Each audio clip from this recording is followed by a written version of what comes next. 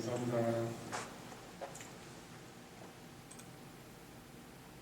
오늘 하나님께서 함께 해주시는 말씀은 지난주에 이어서 마태복음 8장 말씀입니다. 마태복음 8장 23절로부터 27절 말씀입니다. 다 같이 한 절씩 교독하겠습니다. 제가 먼저 읽어드리겠습니다. 배에 오르심에 제자들이 따랐더니 바다에 큰 놀이 일어나 배가 물결에 덮이게 되었을 때 예수께서는 주무시는지라. 그 제자들이 나와 깨우며 이르되 주여 구원하소서 우리가 죽겠나이다.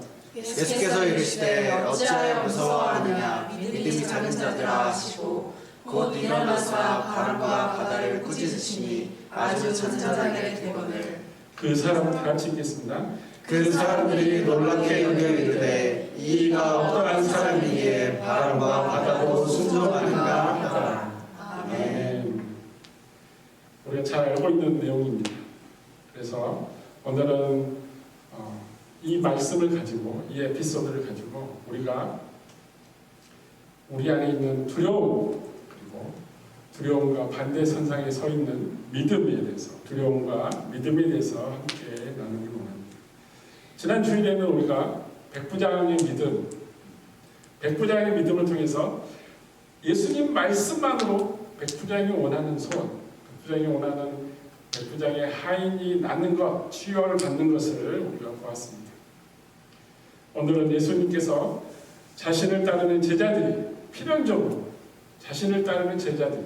크리스찬들이 필연적으로 겪게 될 두려움을 이기는 방법에 대해서, 두려움을 이기는 믿음에 대해서 우리에게 가르침을 주고 있습니다. 즉 예수님께서 산상수를 마치시고 산에서 내려오셔서 나병 환자 그리고 백부장 만나서 만나는 사람들을 통해서 그 사람들의 믿음과 그 사람들의 그 상황들, 그 사람들이 겪고 있는 것들을 보면서 우리들에게 가르침을 주셨다면, 이제는 제자들과 같이 배에 오르면서 그 상황, 하나님의 자녀로서 또 예수님이 주신 말씀대로 따라가는 크리스찬의 삶을 살아가는 사람으로서 당연히 겪어야 될, 곧 만나게 될 그런 상황들을 통해서 우리가 가지고 있어야 될 것들을 가르쳐 주시는 말씀이라고 할 수 있습니다. 사진을 보면 이게 오른쪽에 있는 그림이 갈릴리 바다에서 2000년 된 갈릴리 바다에서 건져 올린 배입니다. 이게 한 8명 내지 12명이 탈 수 있는 그 고기잡이 배죠. 갈릴리 바다 어부들이 쓰는 배인데, 그걸 이제 왼쪽 사진은 이것을 복원한 그림입니다. 예수님께서 이 배를 타시고 갈릴리 바다에 들어갑니다. 우리가 여기서 이제 가끔 우리 한국에 있을 때는, 캐나다 오지 않고 한국에 있을 때는 갈릴리 바다, 그러니까 갈릴리가 호수임에도 불구하고 바다라고 생각을 하죠. 근데 실제로는 바다가 아니에요. 짠물이 아닙니다. 여기 우리가 캐나다 와서 이 온타리오 호수를 보면 호수인데 바다처럼 보입니다. 그렇지만 짜지 않습니다. 바다는 아닙니다. 분명히 호수입니다. 마찬가지로 이 갈릴리 호수도 그만큼 큽니다. 바다처럼 큽니다. 바다처럼 크다는 말은 잔잔할 때도 있지만 물결이 치고 파도도 치고 또 돌풍이 일기도 하고 큰 너울이 일기도 합니다. 그래서 위험하기도 하고 또 어부들의 생계에 지장을 주기도 합니다. 그래서 이 갈릴리 바다에 배를 타고 예수님께서 제자들과 올라가시는데, 한번 볼까요? 23절부터 한 번씩 보겠습니다. 한 절씩. 23절, 배에 오르심에 제자들이 따랐더니, 아주 심플하죠? 배에 오른다는 것은 특별한 의미를 가지고 있습니다. 성경에는. 왜냐하면 배에 올랐다는 것은 그 뒤에 그림을 보면은 배가 어디에 있죠? 물 위에 떠 있습니다. 물은 하나님의 그 하나님의 영이 그 바다의 수면에 운행하시면서 바다를 잠잠케 하시고 바다를 다스리시고 바다 가운데 넘쳐나지 못하도록 다스리는 것 대신, 왜 그렇게 하나님께서 창세기 1장부터 그렇게 바다 물을 다스리고 계셨느냐? 그 물은 암흑세계, 왜냐하면 바다 물속으로 깊이 들어가면 암흑세계입니다. 암흑세계, 그리고 사탄의 존재가 머무는 곳, 또 뭔가 요동치는 곳, 우리의 마음을 앗아가는 곳, 이런 의미로 성경에 계속 지속적으로 사용해 왔습니다. 왜냐하면 평상시에는 정말 왼쪽 그립처럼 편합니다. 잔잔하고 우리의 삶이 이럴 때도 있습니다. 근데 항상 잔잔하고 평온하지만 않습니다. 오른쪽 그립처럼 뭐 번개치고 천둥치고 그리고 물결이 노을져서 바다가 울렁거리면서 그 배를 삼킬 듯이 또 삼키기도 하는 그런 상황을 맞이하게 합니다.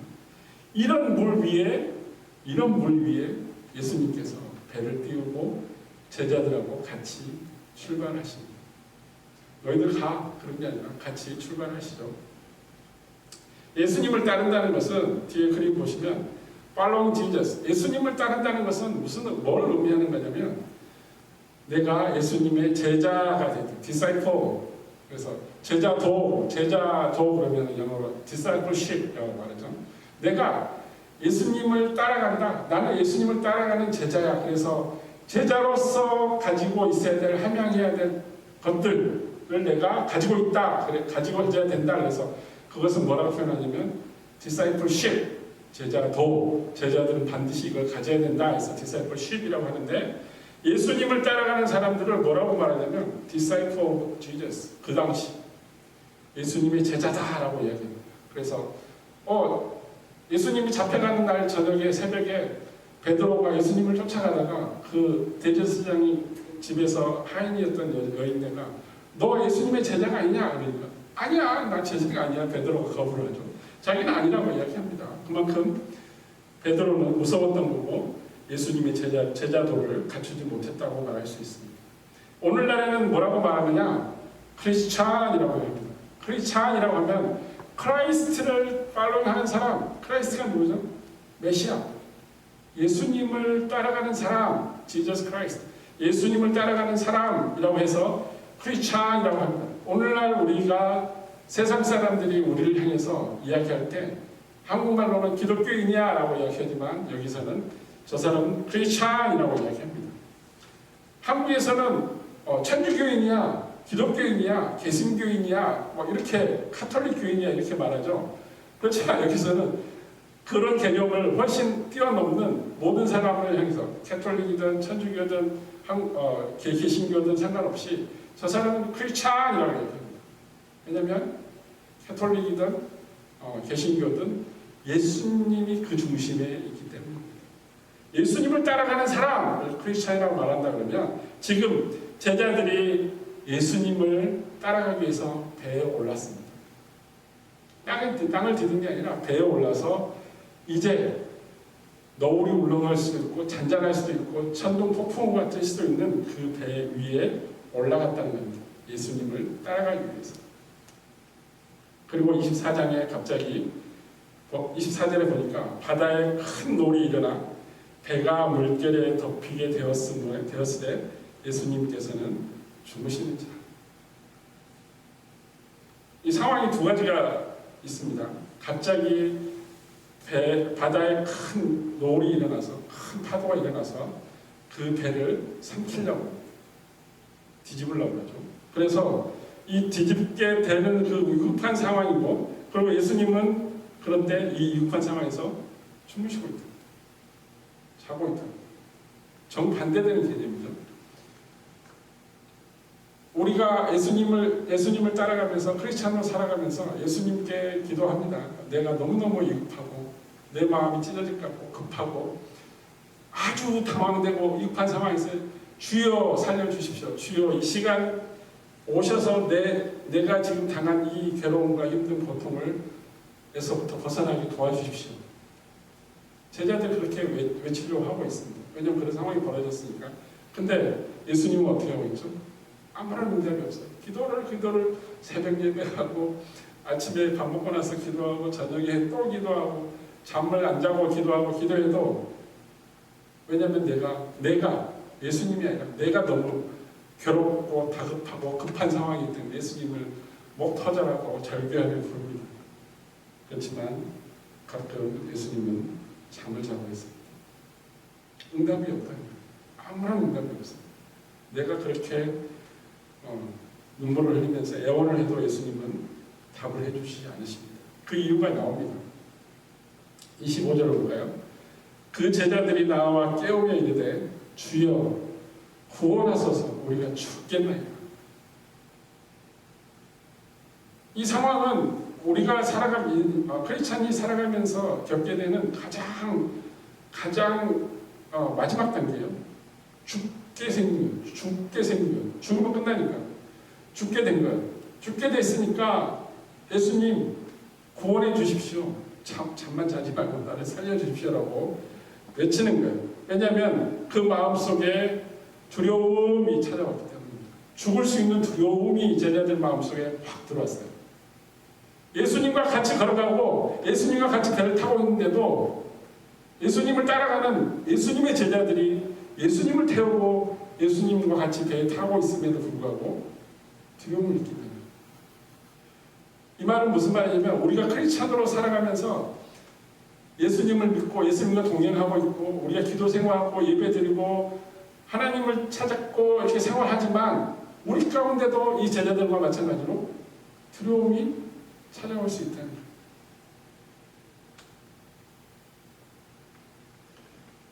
마가복음에 똑같은 내용입니다. 마태복음에 우리가 읽은 본문이지만 마가복음에는 어떻게 표현이 되어 있냐면 예수께서 고물은 그 배 앞쪽을 이야기합니다. 고물에서 베개를 대고 주무시더니 제자들이 깨우며 이르되 선생님이여 우리가 죽게 된 것을 돌보지 아니하시나이까? 왜 우리가 지금 죽게 됐고 배가 넘어갈 것 같은데 왜 거기서 그렇게 주무시고만 있습니까? 그 소리예요. 왜 우리를 케어해 주지 않습니까? 하나님께서는 예수님께서는 우리와 함께 동행해 주신다 그러고 우리가 필요한 것을 아셔서 예비해 주신다 그랬고 우리가 험난한 길을 갈 때 동행해 주시고 구원해 주신다고 했는데 예수님 지금 내가 그때입니다. 도와주십시오. 응답해 주세요. 예수님은 응답해 주시지 않아요. 잠들고 있어요. 아무런 소리가 안 들립니다. 내가 크리스찬이 아닌가? 예수님께서 나를 버리셨나? 내 믿음이 잘못됐나? 수만 가지 생각이 듭니다. 그 생각들 가운데는 뭐가 있죠? 두려움이 있습니다. 두려움. 예수님께서 나를 케어해 주시지 않는 내가 죽게 되는 그 상황 가운데 있다는 것을 예수님께서 몰라주는 그 두려움도 포함되어 있습니다. 그러나 예수님은 이렇게 말씀하십니다. 26절을 볼까요? 예수께서 이르시되 어찌하여 무서워하느냐? 믿음이 작은 자들아 하시고 곧 일어나서 바람과 바다를 꾸짖으시니 아주 잔잔하게 되거든. 뒤에 아주 잔잔하게 되는 거는 좀 떼어놓고 본문을 봤으면 좋겠습니다. 두 가지 내용이 나옵니다. 예수님의 반응인데 예수님의 반응이 두 가지가 나온다는 거예요. 예수님의 반응. 두 가지가 나오는데 두 가지 다 무슨 내용이냐면 꾸짖는 내용. 누구를 먼저 꾸짖죠? 먼저 제자들을 꾸짖습니다. 왜 무서워하느냐? 믿음이 작은 자들. 그게 첫 번째 꾸짖음. 두 번째 꾸짖은 뭐죠? 바다와 바람을 꾸짖습니다. 이 공통적으로 두 번에 꾸짖는 그 예수님의 반응에 공통적으로 들어있는 건 뭐냐면 내가 예수님이야. 내가 너희들의 주님이야. 내가 하나님의 아들이고 내가 하나님과 함께 계셨던 그리고 너희들을 구원해주는 예수님이라는 것을 너희들이 모르는 거야. 도대체 어떻게 된 거야? 왜 내가 너희들의 주님이고 너희들의 구원자임을 너희들이 왜 모르느냐? 그 이야기입니다. 두 번의 꾸짖음, 제자들도 꾸짖고 바다와 바람을 꾸짖는 그 두 가지 꾸짖음 속에는 예수님의 마음속에는 내가 누군지 몰라? 라는 내용이 포함되어 있습니다. 제자들에게는 너희들이 믿고 있는 그 믿음의 대상이 누구냐 도대체? 저 바다, 바람, 세상이냐? 아니면 내가 너희를 구원해 주신 예수, 메시아인 나를 믿음의 대상으로 삼고 있느냐라고 묻습니다. 그리고 또 하나는 천지 만물을 지은 그 예수님과 함께 말씀으로 천지 만물을 지은 그 상황 가운데 같이 있은 그런 주님, 바다와 바람에게 이야기 꾸짖습니다. 내가 너희를 창조했는데 너희 주인을 왜 몰라보느냐라는 바다와 바람에게 꾸짖는 내용입니다. 그 두 가지 다 어떤 내용이냐면 내가 누구지 몰라? 왜 나를 몰라보는 거야? 그 내용입니다. 우리가 믿는 믿음의 대상은 누구입니까?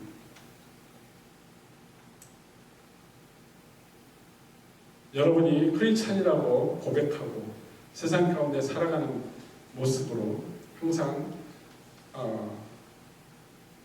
스트러글링하고 또 트러블 가운데 있고 또 마음 가운데 고통이 있고 어려움이 있고 괴로움이 있을 때 한번 물어볼 필요가 있습니다. 자기 자신에게 내가 누구인가? 그것보다 내가 믿는 믿음의 대상은 누구인가? 그분이 어떤 분이신가? 그분이 어디서부터 왔으며 그분이 나에게 무엇을 주셨으며 그분이 앞으로 나에게 무엇을 주실 것인지. 시편 기자는 이렇게 고백하고 있습니다. 그가 너를 위하여 그의 천사들을 명령하사 네 모든 길에서 너를 지키게 하시니라. 지금 당장은 너울이 치고 큰 바람이 일고 해서 파도가 일어서 바다를 삼킬 것처럼 보이지만 예수님이 함께 있음으로 인해서 삼켜지지 않는다는 거예요. 마음속의 두려움 때문에 내가 죽게 생겼습니다. 일어나세요. 라고 하는 거예요. 그 두려움 때문에. 믿음이 먼저 생긴 게 아니라 두려움이 먼저 들어온 거예요. 두려움이 먼저 들어오니까 믿음이 싹 사라져버렸어요. 내 마음속에 믿음이 굳건하게 버티고 있다면, 믿음의 대상 예수 그리스도를 내가 모시고 있다면, 그 믿음의 예수 그리스도를 믿는다면, 예수 그리스도의 권능을 내가 믿는다면 두려움이 올 필요도 없어요. 우리가 요나 이야기를 잘 알고 있습니다. 요나가 하나님께서 너 니느웨로 가서 니느웨 백성들을 위해서 선포해라, 경고해라 할 때 요나는 어떻게 했죠? 도망가죠. 다시 도망가다가 배에 올라타죠. 그래서 그 배가 어떻게 되죠? 또 폭풍우를 만나서 모든 게 다 뒤집어질 것 같죠. 그래서 제비를 뽑아서 요나가 선택되죠. 근데 요나가 고백을 합니다. 나는 히브리 사람으로서 천지를 지으신 하나님을 믿는 히브리인이다. 그리고 나 때문에 일어난 거기 때문에 나를 바다에 던져라. 이 요나 마음속에 나는 니느웨가 정말 싫지만 요나의 마음속에는 하나님을 믿는 믿음이 훨씬 더 큽니다. 나를 던져라. 나를 죽여도 하나님께서 필요하시면 건져낼 거라고 믿기 때문에. 지금 예수님과 함께 동행하는 그 배에 오른 제자들의 배가, 조그만 배가 파도 위에서 휩쓸려서 뒤집어서 죽게 생겼지만은, 만약 그 배가 오늘 본문처럼 파도가 잔잔해지지 않고 뒤집혀서 가라앉을지라도 예수님께서 다시 구원해 주신다는 것을 믿는 믿음, 이게 예수 그리스도가 누구인지를 믿는 믿음이라는 것입니다. 그래서 27절에 보니까 이렇게 나옵니다. 그 사람들이 놀랍게 여기되 이가 어떠한 사람이기에 바람과 바다도 순종하는가? 자기들은 순종하지 못했죠. 자기들은 예수님이 주신 그 산상수훈, 그렇게 마태복음 5장, 6장, 7장, 3장에 걸쳐서 그 많은 하늘나라의 이야기와 하나님께서 함께 해주신다는 예수님께서 주신 진리의 말씀의 그 이야기들을 몇 방 며칠에 걸쳐서 계속 듣고 깨닫고 했음에도 불구하고 바람과 파도와 그리고 천둥번개가 치니까, 폭풍우가 치니까 두려움이 찾아와서 예수님 우리를 돌봐주십시오. 이런 모습으로 예수님께 꾸짖음을 당합니다. 우리의 믿음의 대상인 예수님에 대한 우리의 반응은 어떻게 해야 됩니까? 제자들의 허겁지겁한 그 믿음 없는 모습을 보고 예수님이 반응했을 때 그들을 꾸짖고 믿음을 탓하고 바다와 바람도 순종하라고 그를 꾸짖었던 예수님의 반응이 있었다면, 그러면 우리는 예수님에 대해서 어떤 반응을 보이며 살아야 될까요? 답이 나와 있습니다. 순종하는 것입니다.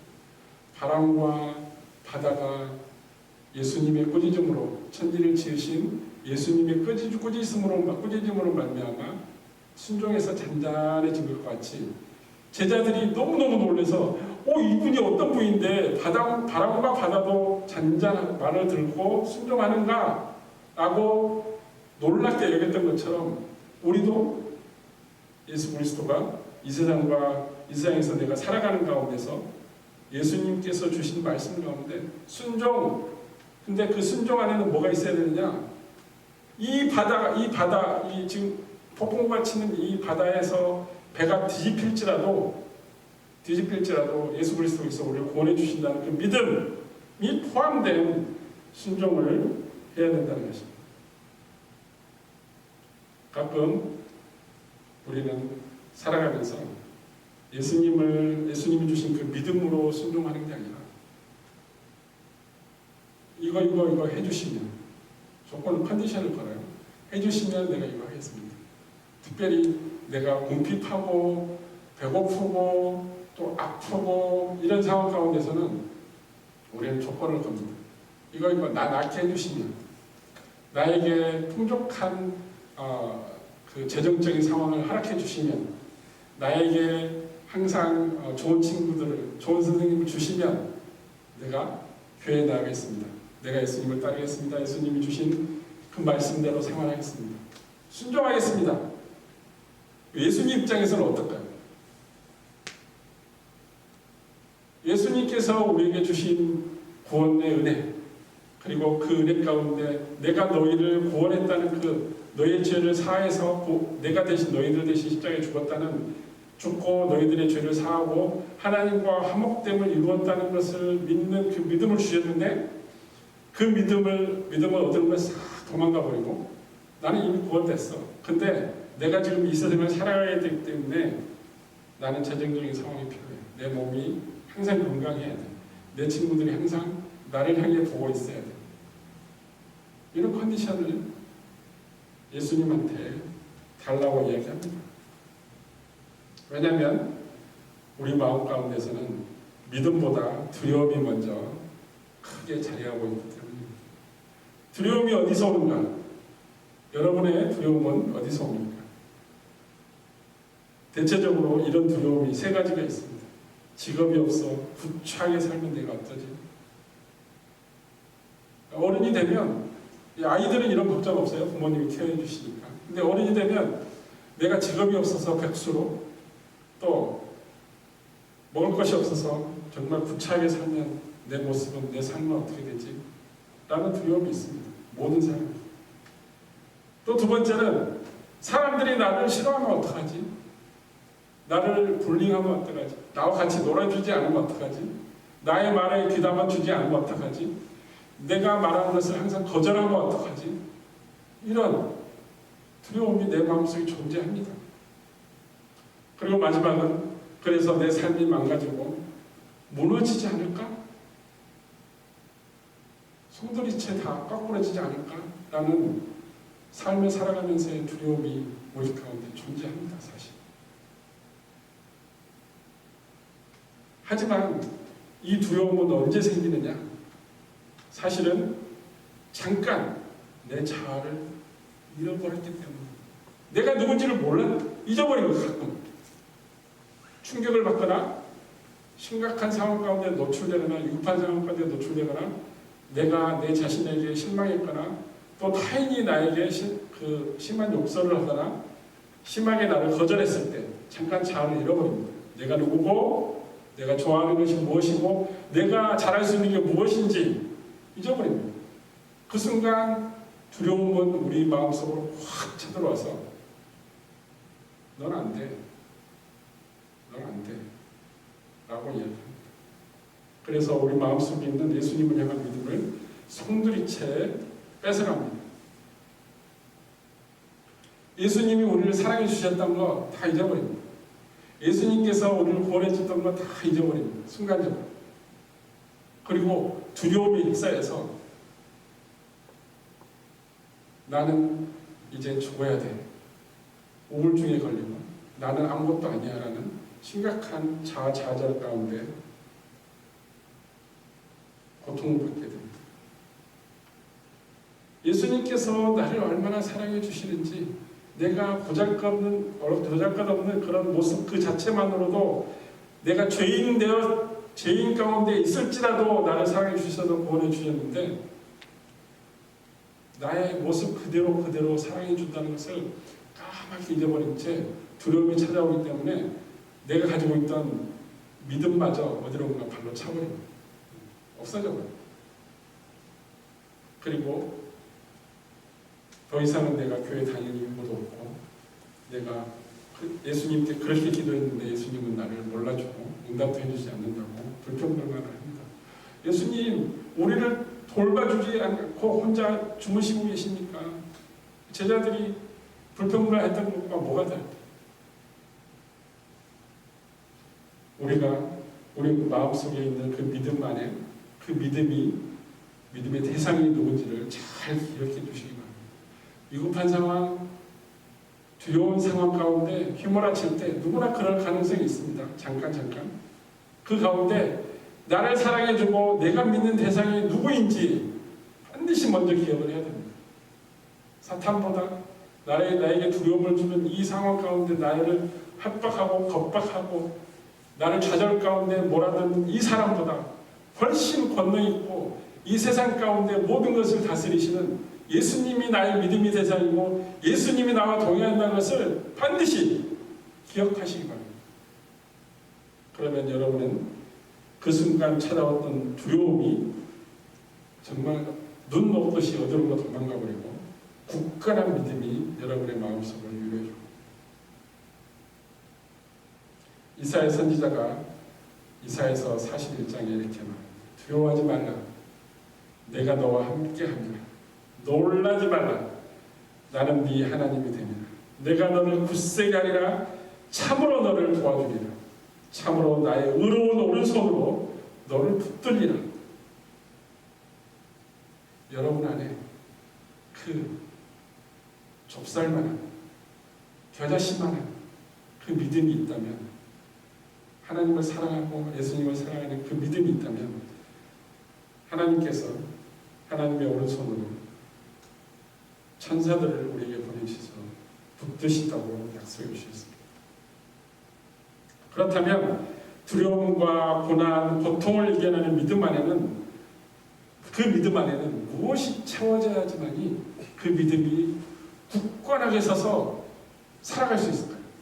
그 믿음 안에 뭐가 있는지를 우리 테레사 수녀님, 마더 테레사라고 이야기하죠. 테레사 수녀님이 이야기한 내용이 있습니다. I see Jesus in every human being. 모든 사람들 가운데서 예수님을 바라보는, 그들이 예수님으로 자기한테 다가왔다는 것. 배고픈 사람으로, 그리고 나의 도움이 필요한 사람으로, 아픈 사람으로 나에게 다가와서 나의 도움을 필요로 한 사람으로 자기한테 찾아왔다는 예수님.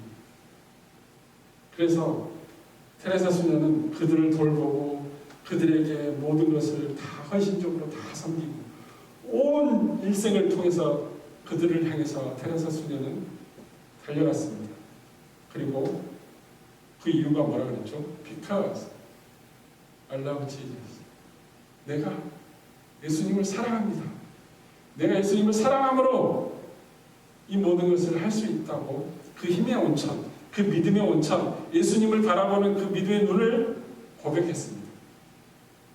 여러분이 누군가를 사랑하게 되면 이건 게임 끝입니다.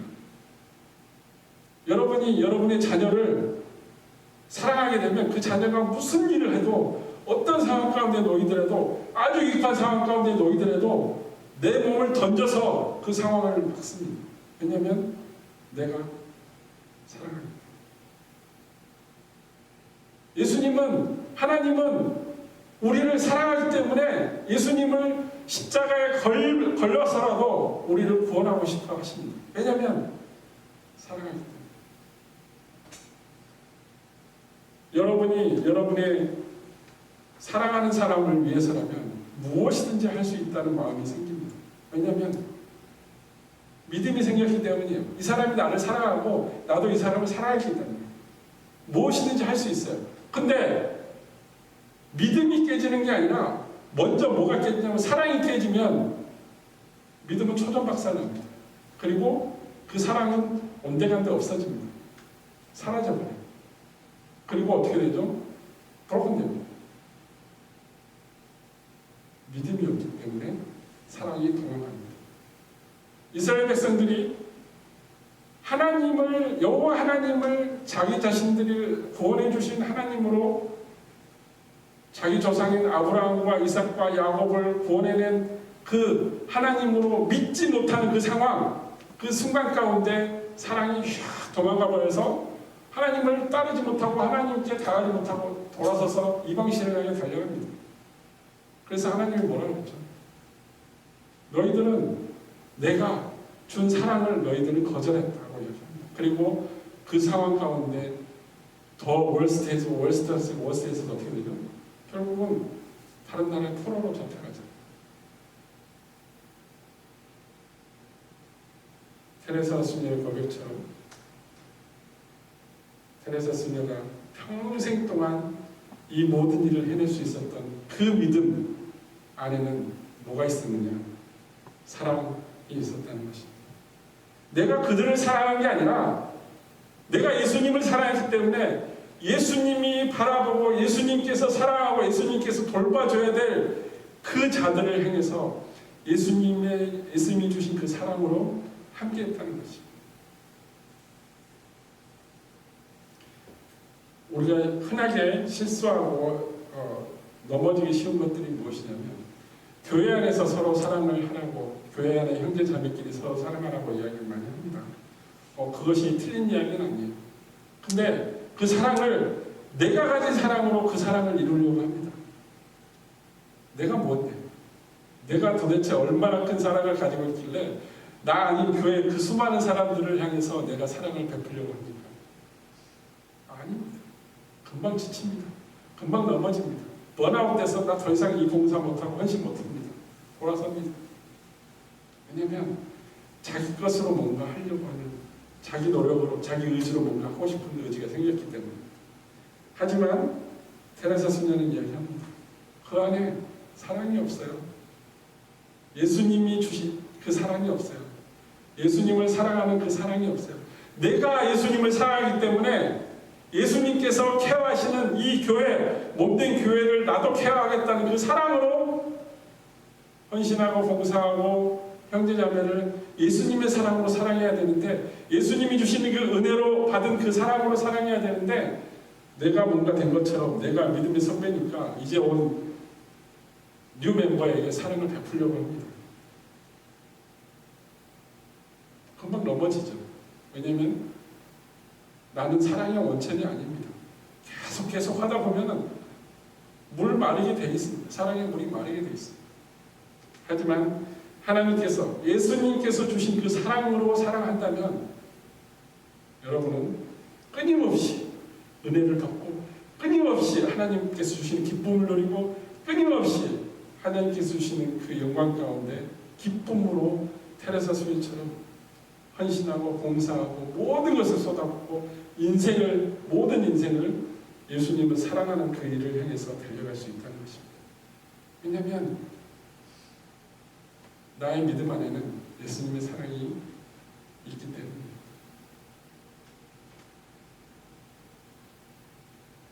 시편 91편에 하나님께서 말씀하십니다.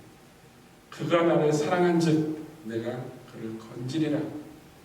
그가 내 이름을 안즉 내가 그를 높이리라. 그가 내게 간구하리니 내가 그에게 응답하리라. 그들이 환난 당할 때에 내가 그와 함께하여 그를 건지고 용화롭게 하리라. 내가 그를 사랑했지만 그가 나를 사랑한다고 하나님께서 칭찬하십니다. 그가 하나님의 이름을 찾고 하나님의 이름을 영광되고 기쁘게 하는 그 잘하는 것을 기쁘게 자랑하고 있습니다. 그래서 그가 환난 가운데 어떤 상황 가운데 있을지도 내가 그를 건져내겠다고 약속해 주십니다. 그래서 그 사랑은 어디 안에 들어가 있어야 되냐면 우리가 예수 그리스도와 하나님을 찾아가는 그 믿음 안에 들어가 있어야 됩니다. 그러면 두려움은 사라지게 됩니다. 우리가 삶 가운데 두려움을 느끼지 않을 수는 없어요. 왜냐하면 우리가 이 육체를 입고 있고 우리 목숨 호흡을 하고 있기 때문에 이 생명이 끊어지지 않을까, 이 생명이 위협받지 않을까, 나의 삶이 평화로운 것이 깨지지 않을까라는 두려움과 염려가 항상 찾아옵니다. 왜냐하면 우리가 날마다 숨을 쉬고 살아가기 때문에, 배고프면 먹어야 되기 때문에. 그렇지만 우리 가운데 두려움이 찾아올 때 그 두려움을 바로바로 물리칠 수 있는 것은 믿음뿐이라는 것입니다. 근데 그 믿음이 성장하고 굳건해지고 반석 같고 담대해진 믿음으로 세상 가운데 살아갈 수 있는 것은 그 안에 뭐가 들어가야 된다? 사랑이 들어가야 된다. 예수님의 사랑이 들어가야 된다. 베드로전서 5장 7절에 베드로가 고백합니다. 너의 염려를 다 주께 맡기라. 이것을 그냥 이렇게 해석할 수도 있어. 예수님께 기도함으로 예수님 나의 이런 힘듦과 고통과 괴로움이 있습니다. 예수님 돌봐주세요. 이렇게 기도한다고 표현할 수 있어요. 이건 정말 1차원적인 이야기입니다. 주께 맡기라는 것은 주님께서 약속해 주시고 주님께서 우리에게 주신 그 사랑을 맛보라는 겁니다. 그 사랑 안에 거하라는 것입니다. 주님 안에 거하라는 것입니다. 내가 주님 안에 거할 수 있는 컨디션이 어떻게 되는지 아세요? 예수님께서 일러주신 법칙입니다. 내가 아버지 하나님을 사랑함으로, 내가 아버지 하나님 앞에 하나님 안에 거함으로 너희도 하나님 안에 거할 수 있다고 이야기합니다. 왜냐하면 내가 너희를 사랑하고 너희가 나를 사랑하면, 너희가 내 계명을 지키면 너희들은 예수 그리스도의 사랑으로 말미암아 하나님 안에 거할 수 있다고 이야기합니다. 주께 맡기라는 의미는 하나님이 주신, 예수님께서 주신 사랑 안에 거하라는 이야기입니다. 이는 그가 너희를 돌보십니다. 예수님과 하나님께서 여러분들을 돌보시는 전제 조건은 사랑입니다. 여러분이 악을 행하고 불의한 것을 행하고 다른 사람을 해하게 하고 그리고 돌아와서 하나님 기도한들 하나님 안에 여러분의 마음이 거하십니까? 하나님께서 사랑하는 자를 향해서 사랑하고 긍휼히 여기는 자를 향해서 긍휼을 베푸시고 서로 사랑하고 의회하고 화목하는 자, 화평케 하는 자, 그자와 함께 화목하고 화평한다는 것을 기억하십니다. 오늘 예수님을 직접 경험한 12제자의 수제자 베드로의 고백, 이 고백처럼 우리 한 사람 한 사람을 친히 돌봐주시겠다고 약속하신 예수님의 약속을 믿는 그 믿음, 예수님이 우리에게 주신 그 사랑의 그 믿음, 그리고 그 믿음을 우리에게 주신, 우리를 향하신 예수님의 사랑. 우리가 어떤 상황 가운데서도 예수님의 우리를 놓지 않으십니다. 우리가 찬양도 많이 부르죠. 어떤 상황 가운데도 우리가 곧 쓰러질지라도 우리의 촛불이, 우리의 생명의 촛불이 곧 사그러질지라도 예수님께서 와서 끝나네 불지 않으십니다. 어떠한 상황 가운데 있을지라도 예수님께서 우리를 사랑한다는 것을 기억하시기 바랍니다. 이제 우리 청년들은 9월달이 되면 또 새로운 어려움이 닥칩니다. 숙제. 정신없죠? 하나도 끝나기 전에 또 숙제가 올라오고, 하나 이제 시작했는데 또 숙제가 올라오고, 힘듭니다. 근데 또 친구들은 나를 또 받아합니다. 여러 가지. 이것도 해야지, 저것도 해야지. 그럼 내가 좋아하는 걸 언제 하지? 고민도 많습니다. 그렇지만 그 상황 가운데 절대 놓치지 말아야 될 것은 여러분의 믿음입니다. 하나님을 사랑하고 예수님을 사랑하는 그 믿음. 왜냐하면 하나님과 예수님이 여러분을 사랑하고 있기 때문입니다. 나를 세상 끝날까지 내가 죽더라도, 내가 배신하더라도, 내가 도망치더라도 하나님은 여러분을 붙잡아서 돌아오라고 이야기하시고, 돌아오면 내가 너를 사랑한다고 이야기합니다. 왜 저를 붙잡으십니까? 놔주십시오라고 하는데, 내가 너를 사랑하기 때문에 붙잡니다. 여러분의 부모는 여러분이 아무리 사춘기 때 문을 쾅 닫고 들어가고 험한 말을 해도 여러분 향해서 놓지 않는 게 있습니다. 그게 바로 사랑입니다. 그게 하나님의 사랑이고 예수님께서 우리에게 주시는 그 사랑입니다. 그걸 여러분이 힘든 가운데 기억하라는 것입니다. 기쁨 가운데도 즐거움 가운데서도 예수님이 나를 사랑해 주셨다는 것을 기억하십시오. 그래서 험난한 가운데, 괴로움 가운데, 기쁨 가운데, 어떤 상황 가운데서도 하나님께서 예수님을 통해서 주신 그 사랑을 기억하십시오. 그러면 여러분은 평강으로 그 사랑을 누릴 수 있을 것입니다. 어떠한 두려움이 몰려오더라도 담대함으로 이겨내는 우리 목별 페로십 처치의 멤버들과 청년이 되기를 간절히 소망합니다. 그래서 항상 하나님의 은혜가 여러분과 함께하기를 예수 그리스도 이름으로 축복합니다. 고개 숙여 기도하겠습니다. 아버지 하나님 감사합니다. 오늘 배어오른 제자들, 예수님을 따라가기 위해서 배어오른 제자들의 그 어두운 상황 가운데, 험난한 상황 가운데, 죽기까지 할 것 같은 그 두려움 가운데 우리가 잡아야 될 그 믿음을 기억하게 하시고 하나님께서 우리를 사랑하신다는 것을 깨닫게 해주심을 찬양합니다.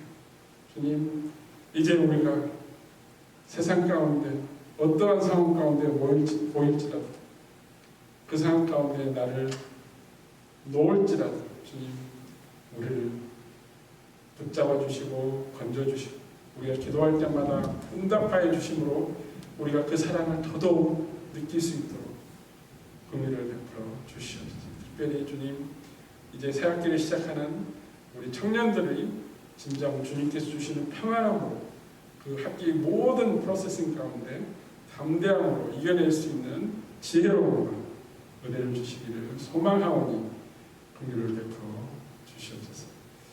거룩하신 이름 예수 그리스도 이름으로